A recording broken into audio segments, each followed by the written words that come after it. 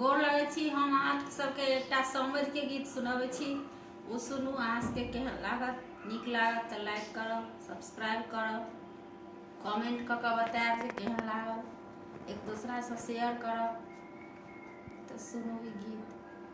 एहन सुंदर दुल्हा बाबूजी के, एहन सुंदर दुल्हा बाबूजी के देखलहुँ गे माय, हम तऽ देखलहुँ गे माय। एहन सुंदर दुल्हा बाबूजी के देखलहुँ गे माय, हम तऽ देखलहुँ गे माय। माथ में ने तेल छानी मोछ फाड़ाय, माथ में ने तेल छानी मोछ फाड़ाय। ई मोह लगै छनि कुकुर जकाँ, मोह लगै छनि कुकुर जकाँ, नाक उड़ल जाय, हम देखलहुँ गे माय।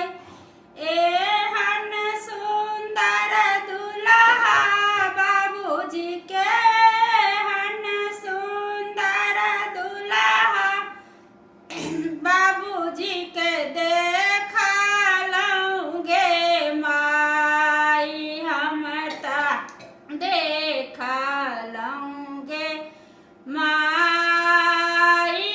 बरियाती जे अनला समधि कुकुर बिलाइ, बरियाती जे अनला समधि कुकुर बिलाइ।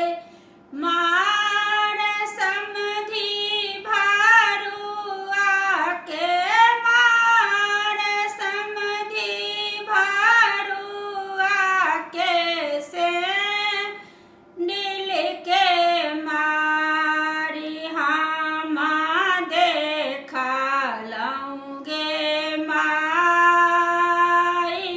एहन सुंदर दुल्हा बाबूजी के, एहन सुंदर दुल्हा बाबूजी के देखलहुँ गे माय, हम तऽ देखलहुँ गे माय।